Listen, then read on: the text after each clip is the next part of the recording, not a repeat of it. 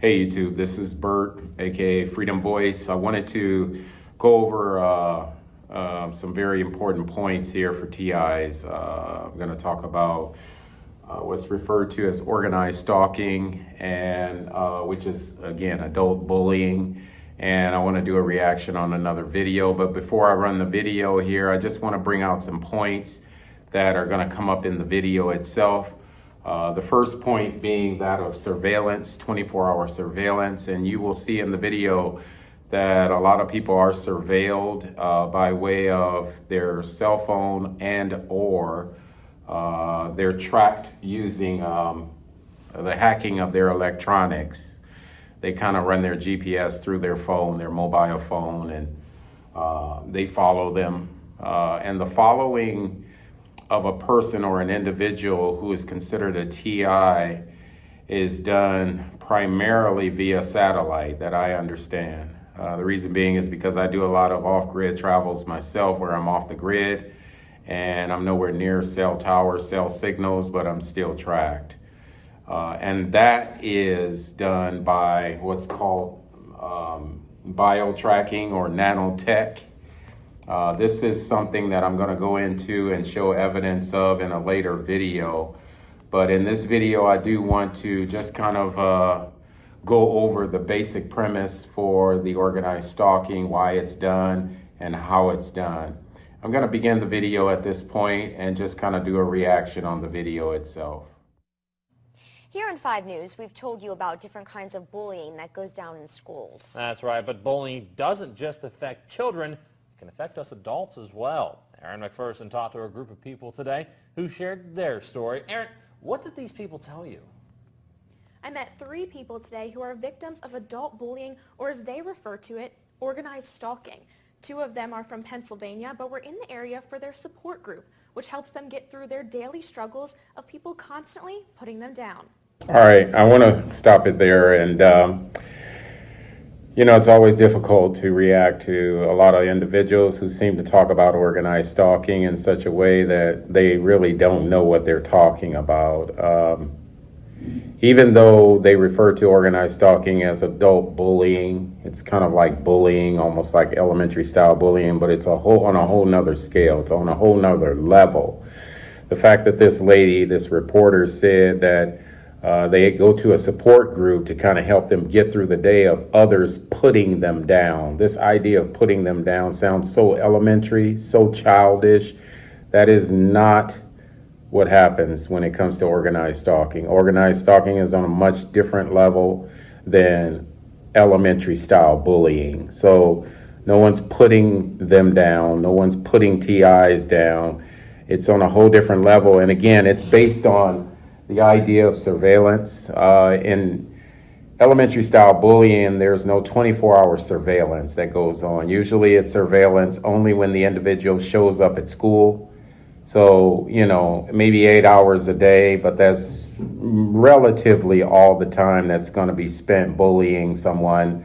But with adult style bullying or organized stalking, it's 24 hours a day. And as I said earlier, it's done via hacking of the electronics, your cell phone, your computer, iPad, anything electronic that's tagged to the internet via Wi-Fi or cellular signal. They will hack into your electronic devices and monitor you 24 hours a day. The second thing is following you. You know, I mentioned earlier about how they follow using GPS coordinates via satellite, and that's all done through a bio tracking device, which is in the form of nanotechnology. I'll talk about that later and show you clear evidence of nanotechnology, at least in my experience. I want to continue the video. We feel as though there is a great abuse going on, not only in our country, but across the world. This is a global problem. John and Terry are friends from Pennsylvania who have been living in fear for years. I was inundated with harassment, just absolutely inundated with it. I would be told what I did that day, what I did the day before, where I went, what I had to eat, what I was wearing currently, where I was sitting in my apartment. Some of us... All right, I want to stop it right there, and I want to bring out the fact that Terry did mention it correctly. you know, how they know exactly what you did, what you were eating, what you're wearing, where you went. All of that is the result of 24-hour stalking, 24-hour surveillance. I think John mentioned it well when he said it's a global problem. This problem doesn't just exist in America, it exists all over the world. And so this problem is bigger than the U.S. American or the U.S. federal government. I want to continue the video. People that live alone are harassed in the community. The hacking of our electronic devices, computers, phones. These are just two of the many people in the world who are victims of stalkers and bullying. It's totally immature. It's like 10-year-old on the school play yard bullying, but yet it's like on steroids with adults, and it goes so much further than that. All right. Again, Terry is exactly right when she identifies the fact that this type of stalking, this type of bullying, if you want to call it bullying, it's organized stalking. It goes so much further than the elementary style bullying that happens on the playground. Again, it's 24 hours a day, and I think John brought out very well the point that they hack into your electronics and they monitor you. And not only that, they monitor you through a bioresonant frequency. I'm going to continue the video. People who suffer from this lose money from changing locks, fixing computers, or even moving. Just a slow takedown of a person's life over time. I had a respectable career, and I was married, and I had a home, I had car, typical thing, set up, and now I don't have a whole lot left in the world. Terry and John told us they have gone to the police with this information, but apparently they lack the evidence needed for a case. Actually, All right. This is where I kind of want to focus on, for TIs now. John and Terry, they've obviously gone to the police, as the reporter said, but they lack evidence. Now, this is where I want to kind of get into some practical steps on how you and I can collect evidence so that we won't have the same problems that John and Terry had. Collecting evidence is very important. I've talked about it before. I want to show you exactly how you can do that on a minimal scale. One of the ways that you're going to collect evidence, as I said in earlier videos, is by way of a camera.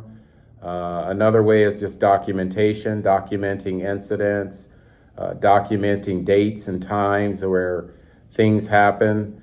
But you need to get some sort of either pictures or video to show exactly what happens. Now, a lot of times, real gang stalkers are going to know when you're using a camera. They're going to know when you're taking video, but still nonetheless, run your video. A lot of times I've had a lot of video sabotaged off my hard drive. I want to show you also in this video how to categorize your video files on your computer. I want to show you how to even take video footage. And we're going to do that because this was the problem with John and Terry when they went to the police. They didn't have all of this organized. So hopefully in this video, we'll have it organized. I want to continue the video. took the computer, I threw it in the dumpster, which is a terrible thing to do because the hard drive and everything was in there. And I had tons and tons and tons of things on there that probably would have been helpful. We are trying to gather. Right.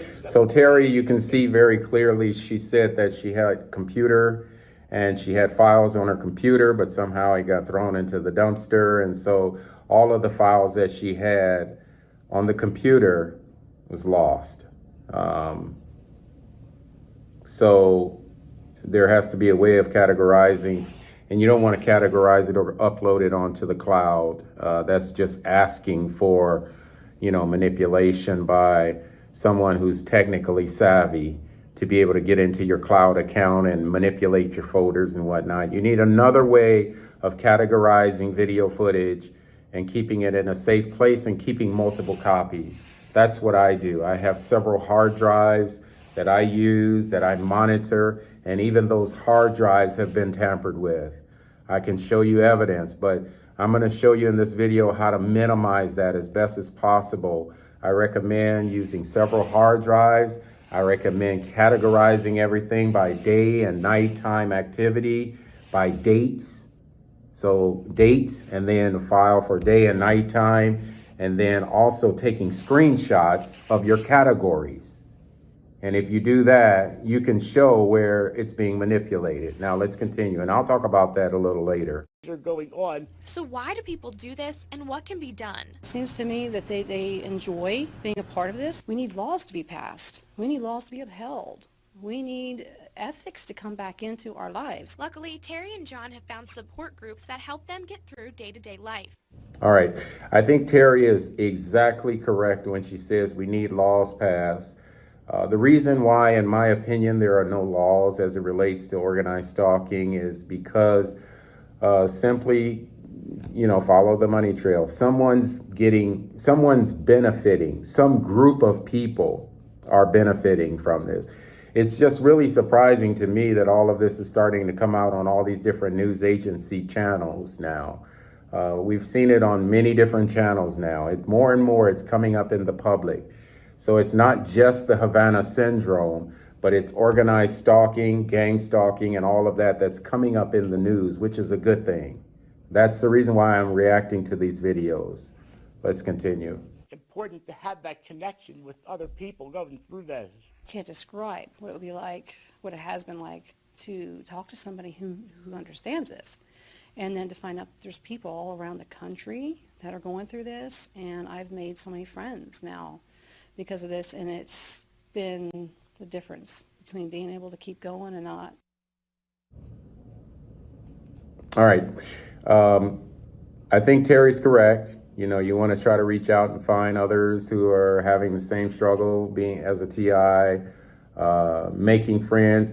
You want to be very careful who you make friends with. Be very careful of individuals that say they're TI, because not all TIs are real TIs. And you'll learn that. I learned it the hard way. You'll learn it as you navigate through this whole community of TIs. But the fact is, you don't want to isolate. Isolation is only going to intensify your struggle with this program. You want to get out and you want to try to make friends. You want to try to help other people, do a little bit of activism, a little bit of reaching out, a little bit of a support group, but be very conscientious of individuals you invite into your inner circle. Keep in mind, these people, they like to sort of act as chameleons. They will appear one day as one person, the next day they'll be totally the opposite, stalking, harassing, participating in what I call murder. And so you want to be careful of that. I want to continue the video. Terry and John said hopefully by coming forward, people will be more aware of this problem. For 5 News, I'm Erin McPherson. All right. And I agree with Terry and John and Terry for coming forward. I think that's a good idea to come forward and talk about your situation, talk about your experience. That's the reason why I make these videos. That's the reason why I do what I do, because I know it's only going to help others. I know when I first started or first understood what was going on, at least thought I understood what was going on, I didn't have information or resources that I could reach out to that would help the problem. So being able to come forward, being able to share your story, being able to hear others share their story is only going to help you tremendously in your day-to-day struggle with this. Another thing is getting evidence. Now, I want to talk in this next phase about evidence. So I'm going to move to my truck and I'm going to show you some of the ways that I collect evidence in my truck. All right, guys, I'm here in my truck. I want to show you my camera setup here. I'm running the Rexing dash cam. It's a forward and reverse camera. There are 2 cameras hooked up to it.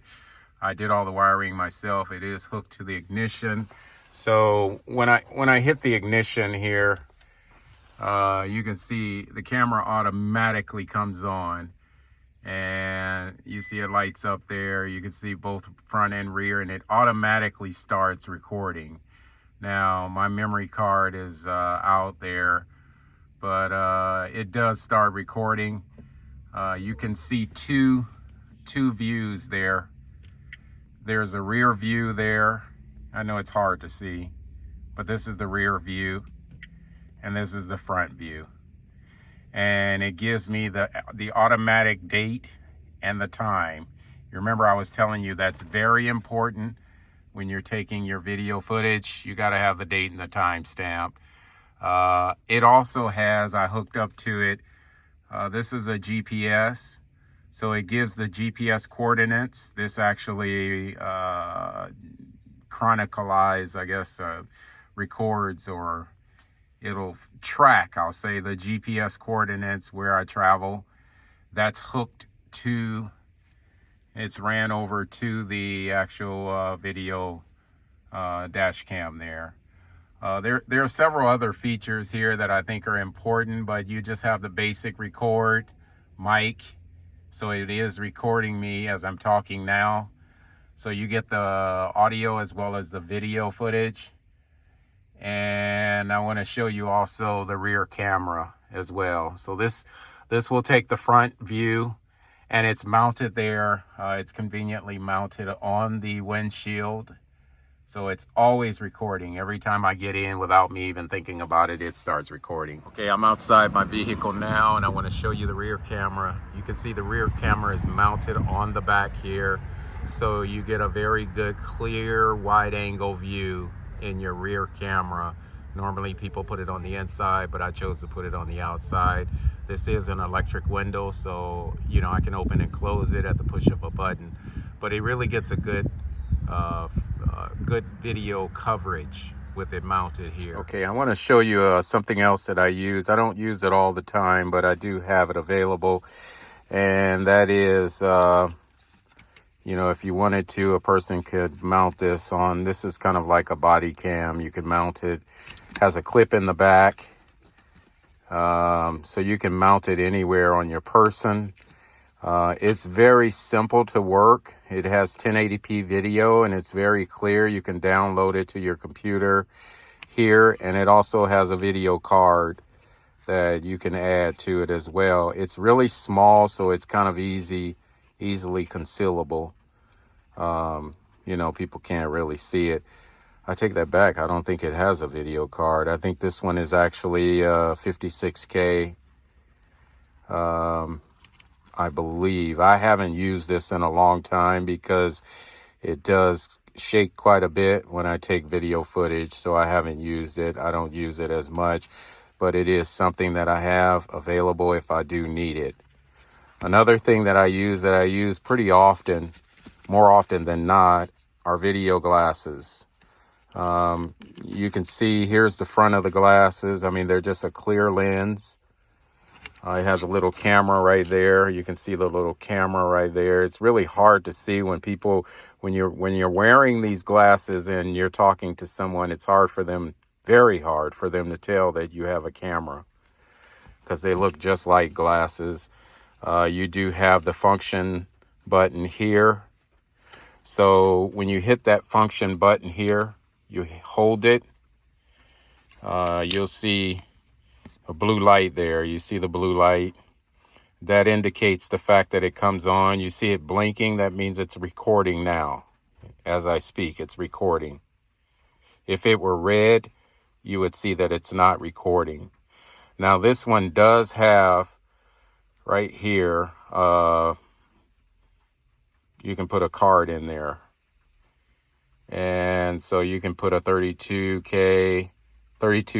gigabyte card, or you can put a 64. I think it only accepts 32 if I remember correctly. This allows you to download the footage to your computer, and also charge it if you want. This is how you actually charge. Okay, you see it blinking now? That means the battery is low. So it blinks like that, and when you're wearing the glasses, you could see this out of the periphery of your eyes. You can see it. So it's really, really, really very practical. This blinking is indicating that it's going to shut off here in about 10 seconds. But if I wanted to charge it, I can charge it using a special charging cable and hook it to the computer. I'm just going to let it run here until it turns off, because it is indicating that it is going to shut off here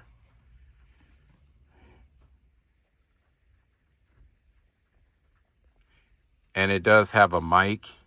You can see the mic right there. That is a mic to pick up sound.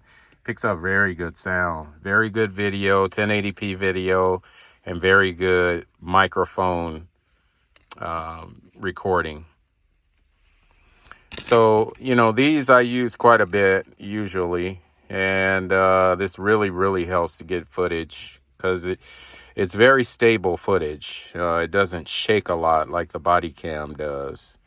And it's pretty much like a cell phone as well as far as the footage. Cell phone is actually a 4K video. This is only 1080p.